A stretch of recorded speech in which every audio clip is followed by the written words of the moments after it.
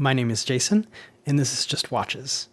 Now, when I initially got the Orient Star on the right, I had intended to wear it for a while and then put it head to head with the Sarb033 on the left, and then sell the loser of that showdown. However, after spending some time with the Orient Star, I don't know if they're in the same category.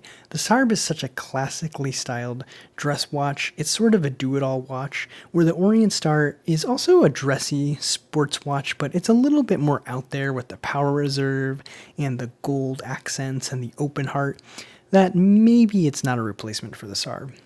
However, it does remind me of the Sarb in certain ways, and that's the value that you get for the price that you pay. I feel like this Orient Star watch is sort of existing in the space that you used to be able to get the Sarb for before they were discontinued, and we've seen some downgrades in the newer versions that run about the same price that you used to be able to get the Sarb for, but you're losing the sapphire crystal sometimes, or you're going to have to pay a lot more for the sapphire crystal, whereas the Orient Star on the right here is available right now between $300 and $400 and basically comes with all the features that the Sarb has.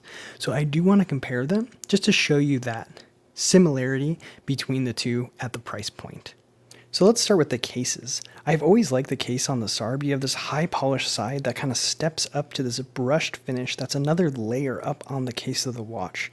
The overall finishing and fit of the watch is very good on the Sarb, and I think that is matched in the Orient Star. The Orient Star also has a very interesting case that I haven't really seen on any other watches. It is brushed on the side here, but then you do have a high polish. It's almost scalloped away, deeply etched into the side of the watch. It's very unique, and the polishing and brushing is both very good on both these watches, and the transitions between the surfaces is good as well. And if we move on to the bracelet, the Orient Star has a very good bracelet.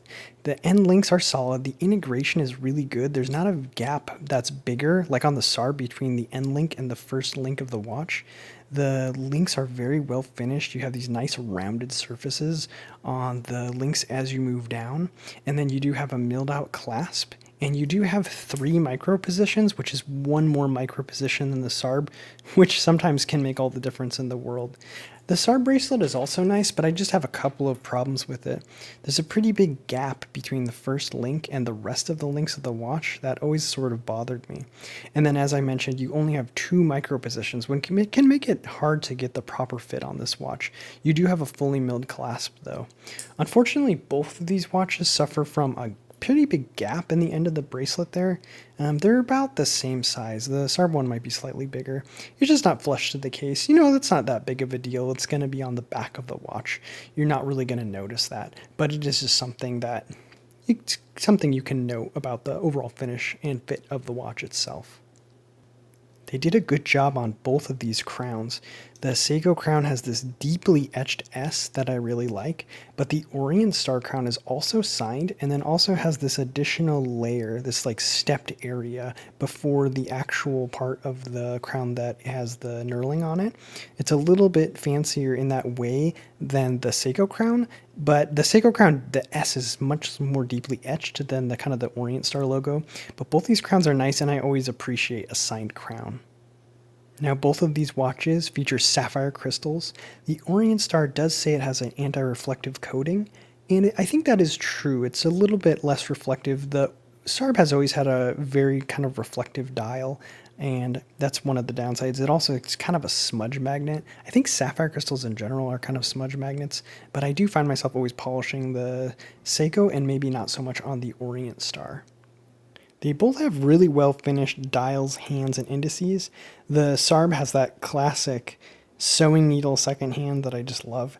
It has beveled hands and beveled indices. I guess technically the term is gabled. So the hands are kind of like a little roof. So they'll catch light on the left side and the right side, kind of making them dynamic in the light. And then the indices are applied. They have a little bit of lume on the inner part of the indice, and then they do have a line down the middle. So they have surfaces that catch light as well. And I think they just did a good job overall on this watch. Obviously, it's a classic. The Orient Star has equally well finished, maybe slightly better. The indices, they are beveled in many directions. They catch light really well, and the top has actually got this like brushed finish that's really interesting.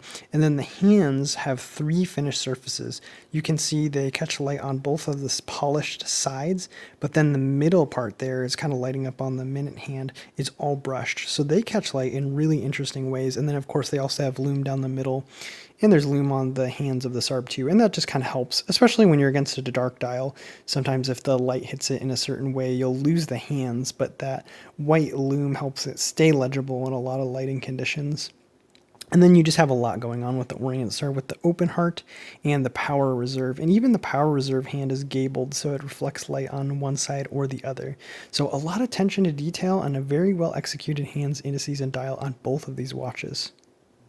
So the Seiko is powered by the 6R15, and that's a 21,600 vibration per hour, hacking, hand winding, 50-hour power reserve movement.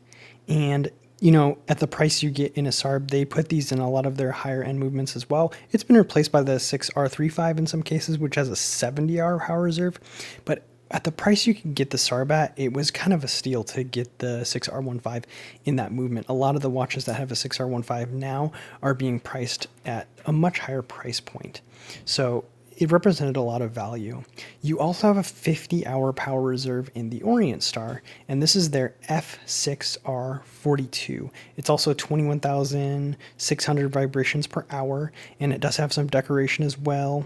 Not in the same kind of striping as on the 6R15, but it has kind of this perlage pattern. Actually, it does have striping on the rotor, and it says Orient Star, but there's some like perlage work a little bit. It's very subtle, but on the plates of the movement itself. And these are both good movements, I would say. I put them both on the time grapher. They're both keeping within about, I think this was about 8 seconds fast, but it's still settling in, so it might even get better than that. The Sarb, I think, I've had this for 2 years now. It's slowed down a little bit, but I think it's losing like 8 seconds a day maybe. So they both have pretty good performance, you know. So as you can see, the fit and finish of these watches is pretty comparable. They both have nice movements with 50-hour power reserves. They both have sapphire crystals, good finishing, good bracelet, and they're both about the same price. When you could get the Sarb, I think you could still get them for about $350 to $400 used, but I think finding the new ones of the black dial is getting a lot harder. I haven't been looking for them, but let me know what you guys are seeing them listed for new. The Orient Star, I'm not sure if you can still get this dial color, but some people were commenting on my initial review of this that they were picking them up on Jomashop between $300 and $400. So it's kind of a little bit of a time machine. You know, these Seiko Sarbs aren't really available at the price they used to be available for. But this watch, which I honestly think is slightly nicer, has all the same specs basically as the Sarb. It's a different styling, obviously. It's going to turn people away maybe with the open heart, but I really like it.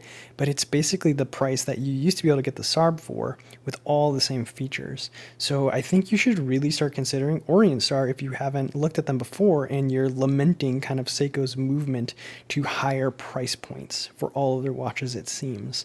We'll have to see as time goes on, but that really seems like the direction they're going. So let me just pop these on the wrist to give you some wrist shots. There is a slight size difference between the two, and then I'll even give you a lume shot. The lume is pretty comparable on these two. So there's the Sarb on my 6 3/4 inch wrist. It's only about 38 millimeters case diameter, and they're pretty short, like 46 millimeter lug to lug. So it does work quite small, which helps it look very classy. It curves down on the wrist, and it just looks really nice. You really can't go wrong with the Sarb. There's a reason this watch is kind of revered by watch enthusiasts everywhere. But as you can see, the Orient Star is no slouch. It's a little bit blingier, a little bit flashier. It's bigger. It's 39.5 millimeters, and it's only about, I think, about 47 millimeter lug to lug. So it's still going to wear really good. The difference is subtle, but if you're looking for something a little bit smaller, maybe you have a slightly smaller wrist, you could go with the Sarb. But I think I can really pull. I would like to see it be 39 millimeters, but I think this looks really good on my wrist. It's a little tall, but it does kind of hide that fact because of the way they designed the mid case there. So when you're wearing it day to day, and remember it's going to look different, you know, under the camera lens like this, it wears really well, and it does curve and hug the wrist. It's very comfortable. So let me just get you a lume shot of these two. All right, so I'll give these two a quick charge. They have Lume on the hands and then on the indices as well. And let me cut the lights. Now you can see the Lume is pretty comparable. The only complaint I have is the or the Orient Star on the right doesn't have a different designation for 12 o'clock, whereas the Sarb on the left has that wider pip for the 12 o'clock, so you can kind of orient yourself in the dark. But you know, if it's on your wrist, hopefully you'll be able to tell where the 12 o'clock is. But that is my one complaint. I'll give it about a minute, and you can see that you'll be able to see the staying power of the Lume on these watches. So about a minute has elapsed, and you can see the Lume on these are both good. The staying power is there. I found Orient does just about as good, or not, maybe just as good Lume as Seiko. So there you go, guys. The Sarb033 and the Orient Star Open Heart. I'll have the reference number in the comments. I don't remember it off the top of my head. So what do you guys think? Do you think the Orient Star is something you choose over the Sarb? You know, noticing that the Sarb prices are getting much more expensive, or is it just a little bit too out there? It's not as classically styled as the Sarb. I think they'll both stay in the collection for a while, but man, I do have a soft spot for this Orient Star. I'll leave you there. As always, if you're enjoying the content of the channel, I invite you to subscribe. And if you like the contents of this individual video, give it a thumbs up. All right, I'll see you guys next time.